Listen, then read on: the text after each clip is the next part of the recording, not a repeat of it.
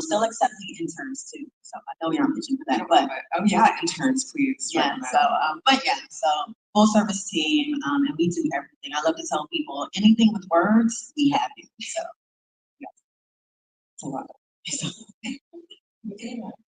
So Better Together, just a little bit more about us. We're built for this moment, and that doesn't mean just like today, but social impact is forever. You're always going to need an agency, communications that can deal with whatever is happening in the world, assassination attempts, all these kind of things that are happening in the world. But our mission is to create values-led communications that would empower individuals and communities to create a positive impact. So we want to take the people who want to make that positive impact and actually do it. And that involves a lot of companies. Maybe they're not focused on social impact, but lead them to that stage. We develop and execute multi-channel campaigns, just like we showed in our other slide, to influence changing markets that break the rules through our multiracial, multi-gender team. We are pushing new narratives with culture and power at their core. So we're made of all female team, except okay, we recently hired a white man. Diversity. But anyway. yes, you are more diversity hire. And it is beautiful to be in a place that we have a diversity hire. But also he's extremely qualified. And the crazy thing is that we talked about our culture, right? Because we are an agency full of women. It's diverse women, but women. So we have to have the conversation about bringing a man into the fold and also a white man. And then we thought about, wow, it's crazy how cisgender white man, right? So we've talked about how we've always been the only Black person in the room. And now that the roles are reversed, it's like, look at us considering him more than we've ever been considered. I think we scared him first. Yeah, so that's a cool position to be in. But also the other thing when it comes back to companies, we also work with nonprofit and for-profit.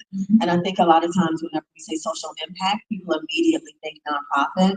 But there's also for-profit companies that need our work. So yeah, for sure. If you live here, Giant Food is one of our clients. So it's a DMV grocery store chain. So it kind of ranges all different industries. Yeah, and they've been in the news a lot the last 6 days. Unfortunately, I think he was.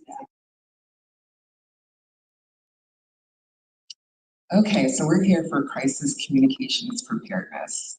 And these are some of the crises that we've handled recently throughout our careers. So election-related violence. We have 2 clients right now that we've prepared crisis comms plans for because of looting, murders, sorry, standing in line, not having water to drink. So election-related violence, political candidate campaign backlashes on social media, backlash from right-wing outlets, foodborne illnesses.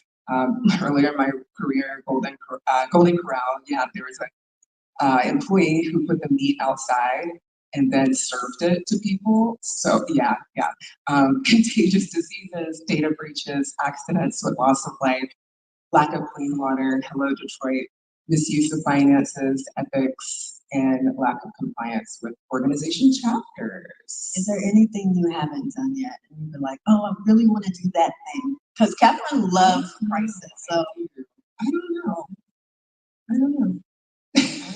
I have to think there's endless crises that can happen. Yeah. Okay, so you'll see on your table that you have a checklist. And if you turn that over, there's 6 steps to follow in a crisis situation from a communication standpoint. First, we prioritize safety. So you have to ensure that all of your staff are safe, call emergency officials if you need to. Obviously, you're at your different chapters and hopefully have a policy in place of who to call. Notify your leadership, and the leadership could be in the room, but you want to notify them in less than 24 hours. Then hopefully you have a crisis communications team, and if you don't, it'd be great to set one up when you get back home. So key staff who can make decisions whether it's IT, your chapter president, if you have a communications person, it should be small, like 5 people, but you can come together when a crisis situation happens.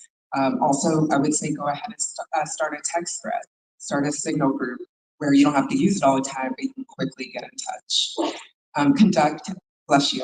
Conduct initial action steps, so assess the situation.